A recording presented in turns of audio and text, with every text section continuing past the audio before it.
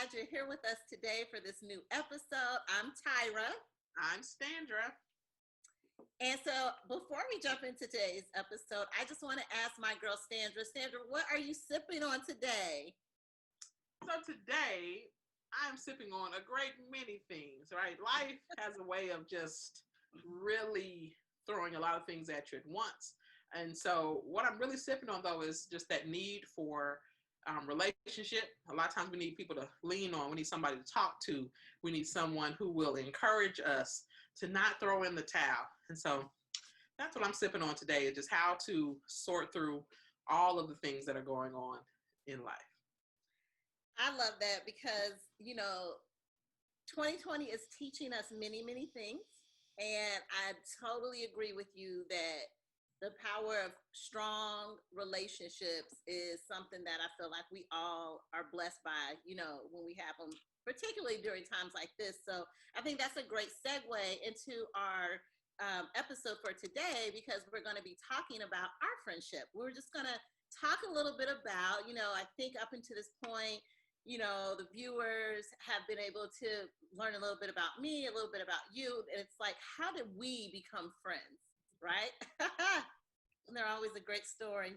Yes. So today's tea is about friendship, and there's a scripture that I love, Proverbs 18:24, and I love it in the New Living Translation that says, a real friend sticks closer than a brother or sister. And so that's what I see you as, a real friend that sticks closer than brother or sister. I know. So tell the people how we met. Purple. Me. Yeah. So because your memory's better than mine, tell the people how we met. Yes, indeed. My memory is better than yours. And we're not going to get into the why. We're just going to make it a statement so that people understand. So I did some further research. And as it turns out, we met during the summer before 8th grade, right? I previously thought it was 7th grade, but my mother corrected me. It's 8th grade. And so me and my mother, we went to the movies, and you and your mother were at the same movies. And so we had seen each other around school the previous year, but we weren't necessarily close or anything. So when we saw each other that day, it was the typical 7th grader kind of hi kind of thing. Mm-hmm. And then your mother, being the feisty spark that she was, noticed that we were kind of just speaking to one another, but weren't having, any detailed kind of conversations.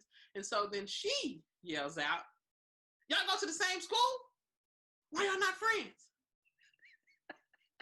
Neither one of us, knowing how to answer, decided, well, this might be something we need to look into. My mother also agreed and was like, yeah, y'all should be friends. Mm-hmm. And so from there, a friendship was born. We ended up finding out we lived within a 5-minute walk from each other. And so we would constantly go over each other's houses, spend the night, do different things together. And so that is how our friendship began. And it just turned into a wonderful middle school into high school relationship, right? Yeah. So much so that our claim to fame in high school was that during our senior year, someone thought it was a good idea to let us do the announcements. The high school announcements, yes. High school announcements. We were legendary. You can look it up. You can look it up. And so we became this dynamic duo. We would do the announcements. We would, add a little flair to our announcements. We'd rap, we'd sing, we'd do remixes, all these things to entertain the people. We had to give the people what they wanted.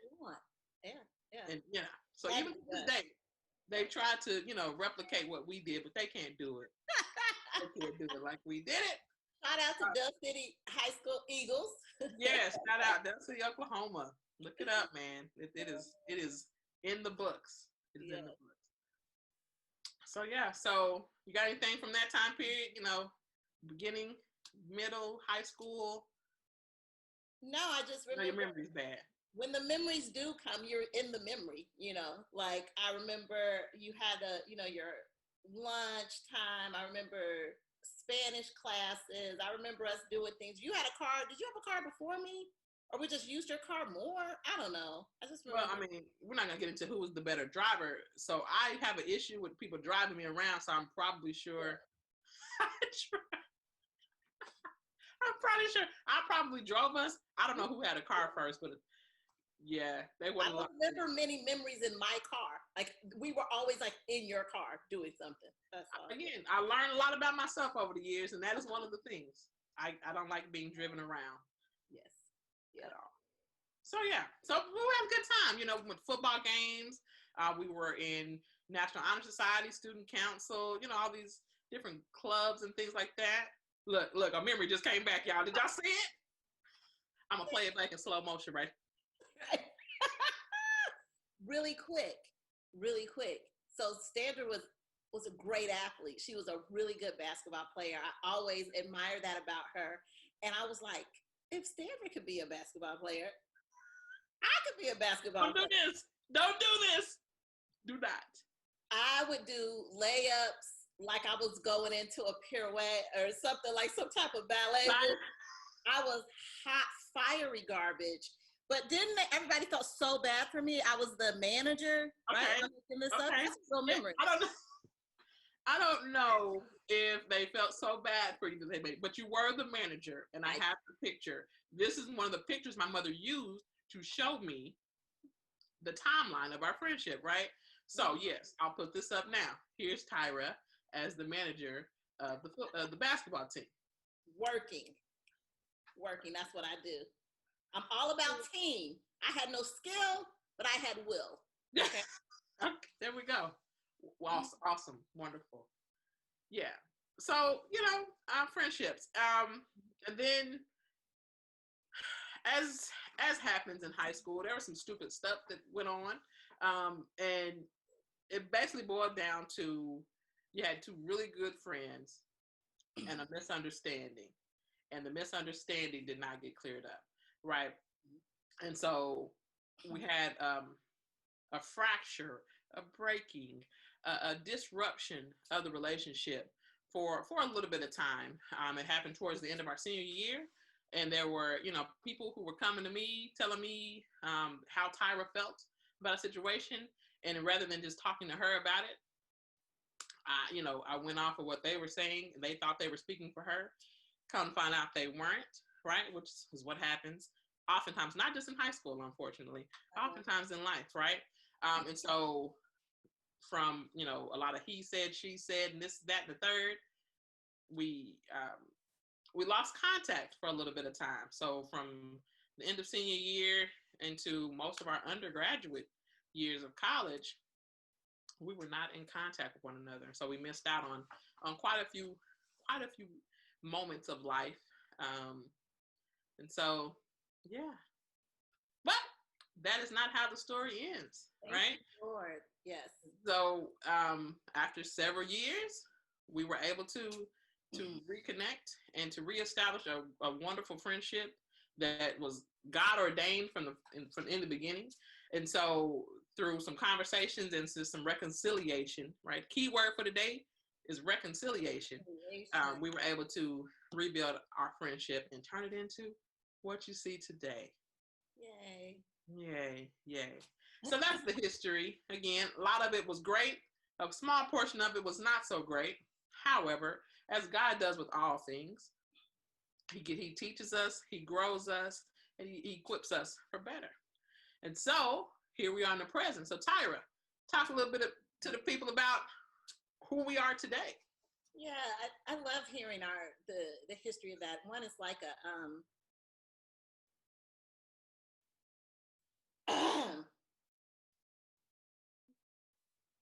I love hearing the history of our friendship because it's always new and fresh for me. And but it's fond memories, and you know, I love where we are today because just like you said, God ordained relationship, friendship, and I thank God for reconciliation. Just as there are different seasons in our lives, there's different seasons that we go through in our friendships. And I thank the Lord that he brought us back and reconciled us. And it was like no time. like was missed or lost. Even though I think back like, oh, it feels like a hole, sometimes when we're talking now and I don't remember, or we weren't talking during those, different times in your life. But I just thank the Lord because he brought us back kind of both toward the tail end of our singleness. Yes. Another episode there. Yeah. And then, and we got to walk with each other kind of through that journey, being 30 somethings that were loving the Lord, getting established in career, and, very open and looking forward to, having families, having spouses and stuff. And so we were able to be in each other's lives when we found our husbands, and particularly with you being in my life when I met Austin, and everything moved very rapidly for me. Within like a year, I finished my dissertation, graduated from school, you were there. 6 months later, I was getting married and you were there. And then a year or so later, I'm having a baby and you were there. And it's not even that you were there, like you were there planning, managing, executing all of these events, all of, helping me figure out what was happening in my life. I'm just co-signing these events, but somebody had to come in and make it happen. And that was right. you.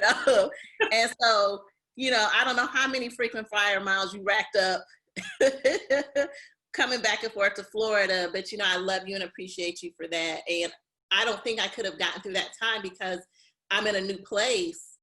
And you were like an anchor for me, there weren't anybody around me that knew me as long as you knew me, or had been in my life as long as you had been in my life. So it was a blessing. It was a great thing. So we've spent those times. I was there for your graduation from college and earning your PhD. And so that's been great.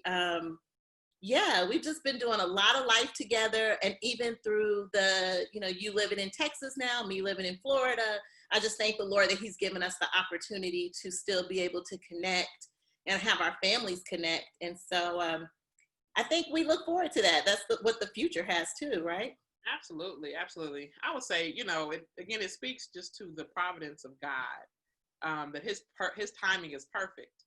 He knew when we would need it to be back together, right? Mm-hmm. Of course, it was our own undoing that, created the rupture. However, his timing is impeccable, right? And so we reconnected.